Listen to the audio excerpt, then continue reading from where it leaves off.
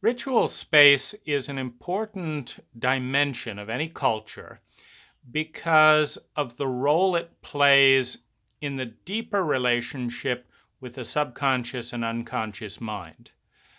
Throughout history, mythology and ritual space has been the way that we let the sub and unconscious parts of our mind know what we want, understand what's taking place, and through that language we can create completion, we can emphasize something, we can facilitate the digestion of large traumatic energies. And so if we understand that ritual is in that domain of the feminine, in the domain of the right brain that in Western culture we are so lacking in, then we can start seeing what is the essential, what is the essence of a ritual, one, and two, what do we need rituals for? Now, as an American, I've had rituals to some extent around birthdays. I might even have been christened, which is a birthing ritual. And then there is the naming ritual, the ritual of bestowing a name. And there'd probably be a funeral. So these would be, 4 rituals. Now, recently I've gotten married, and so we've celebrated a monthsary. For first couple of years, every month on the day that we met, we would have an honoring ritual, and we've had a few anniversaries. And so, this again, a ritual to honor and deepen the relationship. There are a number of things that a healthy and optimally healthy culture wants to facilitate. And one of the key things is emotional intensity. Emotional intensity does not fit easily and, quote, appropriately into the mundane. Rage, grief, shame, helplessness, uncontrollable emotion. These do not fit easily into, a casual interaction, driving a car, walking around. And yet every human being is going to experience the full spectrum of human emotion.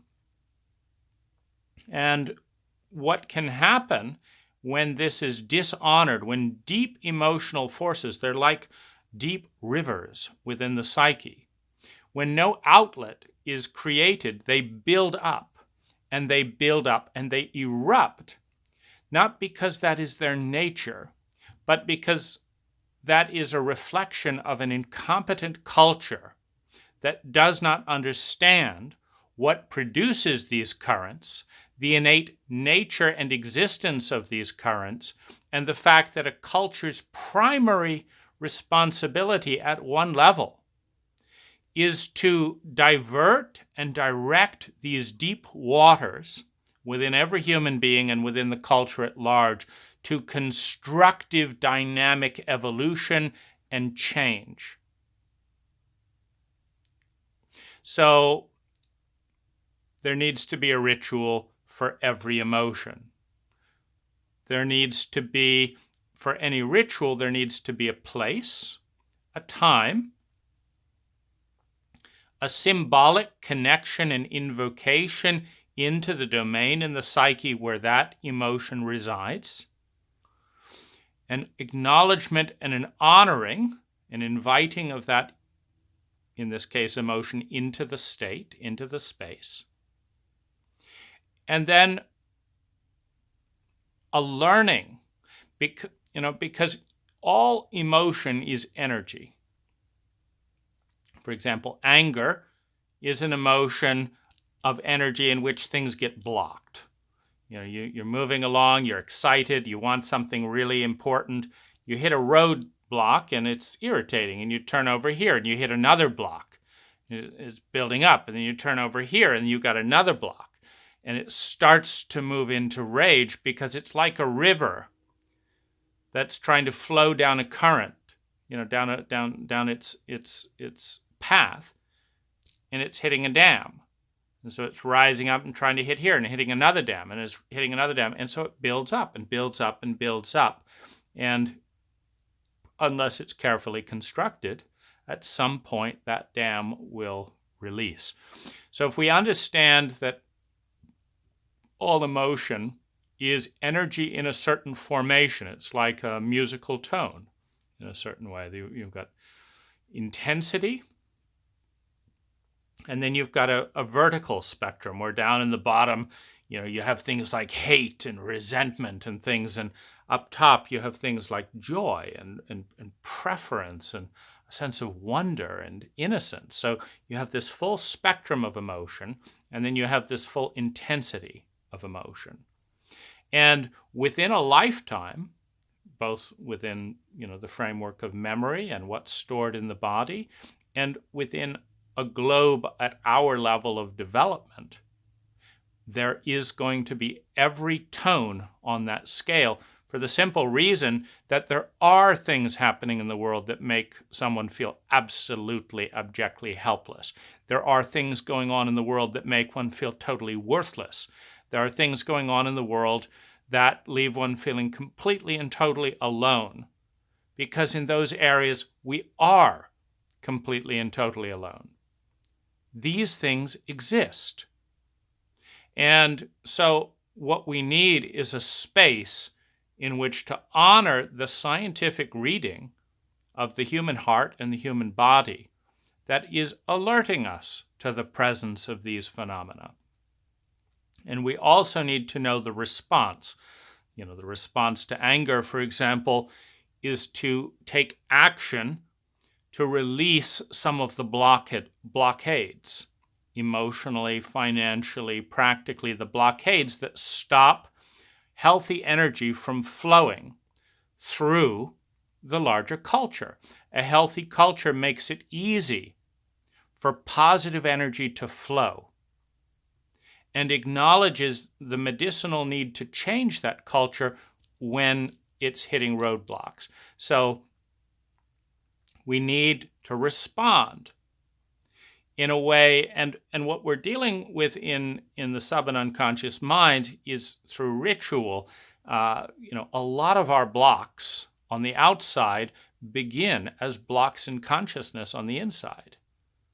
So, for example, if we don't feel worthy of all of our feelings, a message that begins in many traumatic experiences in childhood, we will then try to control our feelings, apologize for our feelings, hide our feelings.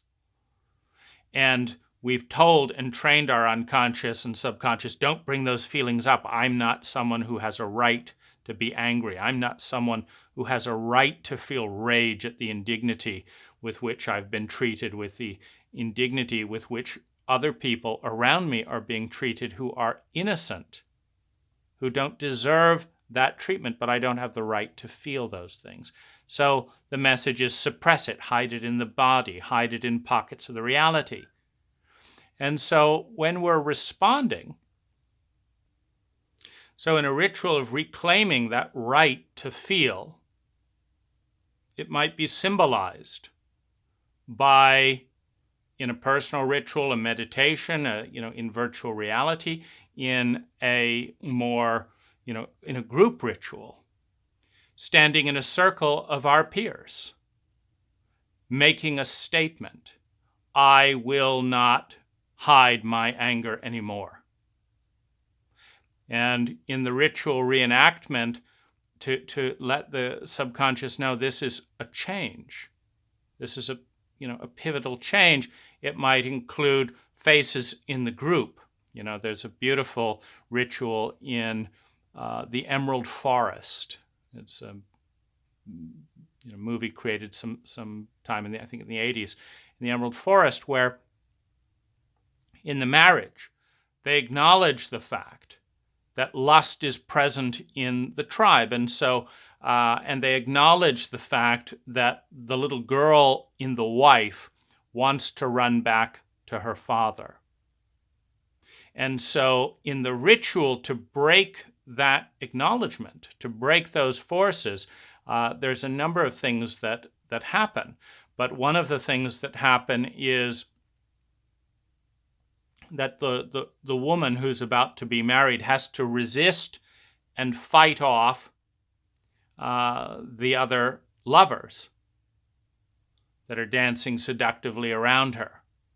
And one of the other things that has to occur is the little girl in her has to be stolen with a certain amount of violence to acknowledge,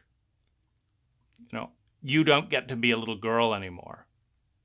And that's done by, the boy knocks her over the head, carries her, and takes her away and protects her. He's claiming the fact that they are now a unit. They are now a family. She no longer belongs to the thoughts and the ideas of her father. She is now part of this unit. He has claimed her, and he will protect her with force if necessary.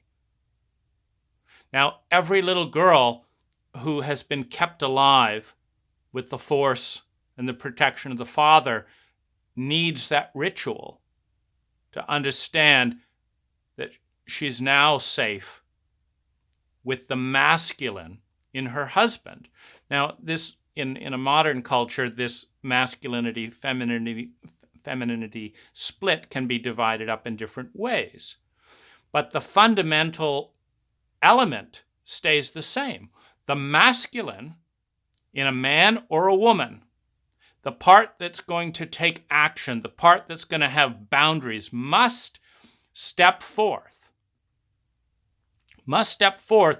and say, you do not get to violate the innocence of the feminine within me. You do not get to violate the innocence of the feminine in my wife, in my daughter.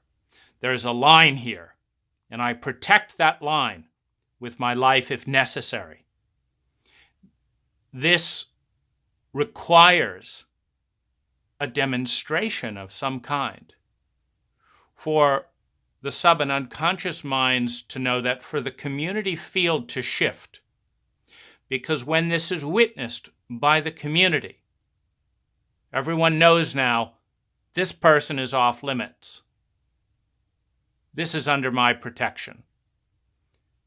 So how that gets communicated for a sacred bond, a sacred union, a container around the deep feelings, because this is it's a very important ritual in any culture, that you need to create a container both within the self, within the community, and within your partnership for the deepest and most vulnerable feelings, for the strongest currents of energy and emotion to flow with honor. You see, and you can't put a heavy weight in a leaking boat. You can't go into the desperation of dependency, which is a part of the psyche that every human being has, without a completely solid container. To go into that desperation and be betrayed is an absurd violation of the well-being and the vitality of that culture. And so the more ritual, the better. And, and we have a very ritual-less culture where more and more meaning is emptied out of the ritual, and they become bankrupt with commercial interests, where Christmas is, not anything sacred or holy. It's just a time to, lust after material objects and, compare notes and look for bargains. This is a bankrupt ritual in that sense. But to understand and to actively draw forth all the different parts within the psyche and give them a home, first of all, and then to find the right relationship, the right balance of honor between all of the archetypes, all of the archetypal energies, the core emotions, the stages of life, the grieving process that flows this energy forward. And you know that the energy is flowing when there's vitality, emotional, financial, mental, physical vitality is the symptom of a ritual space that is alive, of a beautiful dance between the inner and the outer world. Within the community, when there is a place for silence, a place to be alone, a place to grieve, a place to burn off aggressive energy, a place to be erotic, romantic, sensual, a place to be loud, a place to be still. You see, when the sphere is complete and distinct places are created of honor, you see, like, we've crushed a lot of this with the one God type of thing. But, in India, where you have, the temple of the monkeys, the temple of the rats, the time of year for this, the time of year from that. In Bali, where there's a special dance for this and a special dance for that, a song for this and a meaning of this and a flower for this. There is an abundance of ritual. But the key is to make the connection within the community psyche and the individual. That this is not entertainment and some, pie-in-the-sky stuff. That you actually feel something. That's where the power lies. When you form an emotional connection so that you are changed by the ritual. I used to write poetry in my teenage years, and I started because I was so angry that I realized that there was no way to hold that energy. And that's the anger of watching systemic abuse happening to my siblings. It's a healthy energy. But the question is, how do you flow that into something beautiful, into something that changes the reality? And I would enter a ritual space, and they'd be very dark. The images around that kind of despair and anger and hurt, etc., very dark. And I'd follow the words and the images down, down, down, until they were held in the container of the poem. And then at some point, they were digested, witnessing them in that ritual space, released a certain amount of the charge, honored it. And then there would be a ray of light.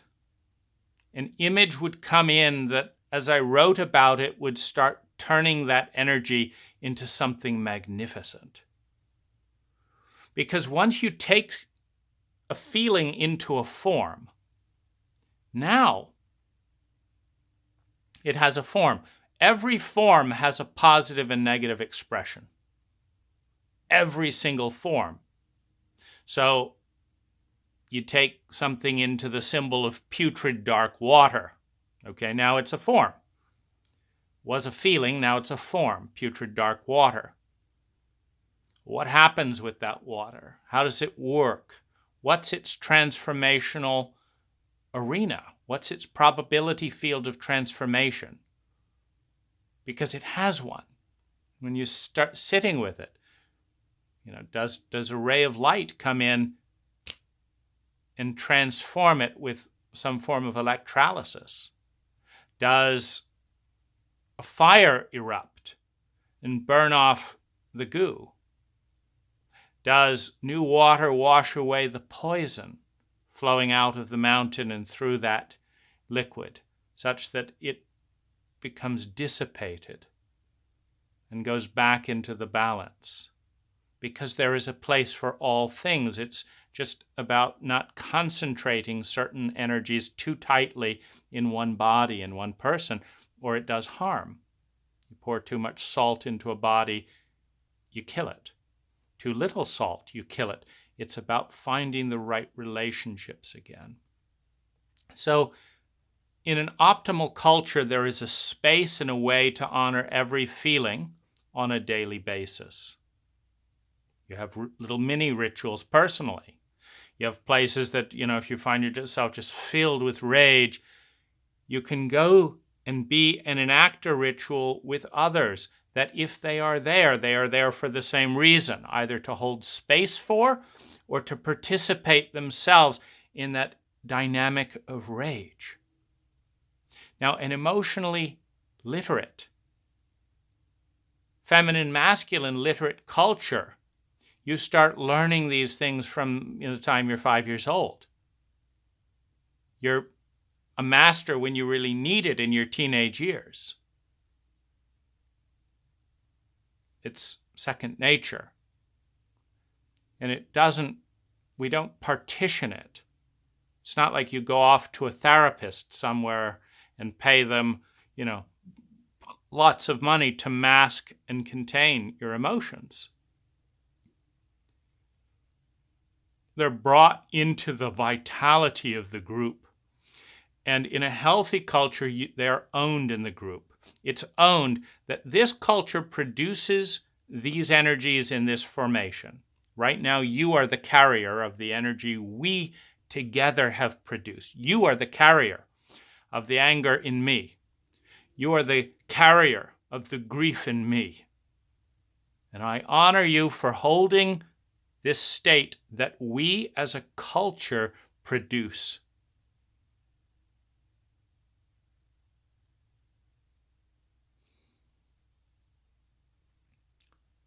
This is a vital piece of a transcendent, of an evolving, of a conscious, and a healthy culture.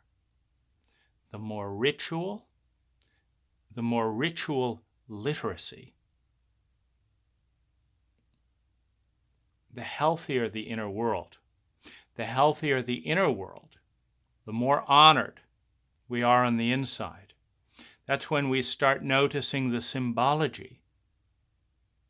The barrier softens between the inner world and the outer world, and things in the outer world touch us in that ritual space, and things in the inner world come out and move through the psychological barrier and touch us in the outer world,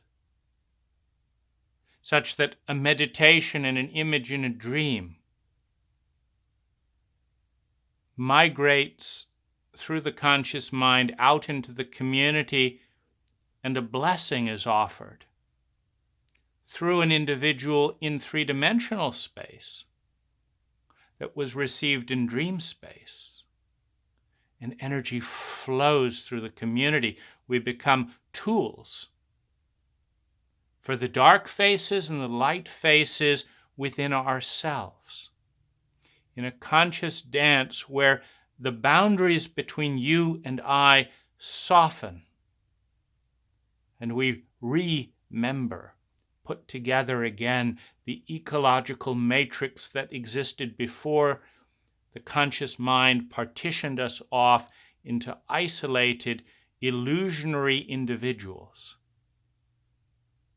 who presumably have nothing to do with one another because we've boycotted the states of consciousness as a Western culture that blockade, we've boycotted the states of consciousness that remember, that reassemble the matrix within our individual and outer worlds.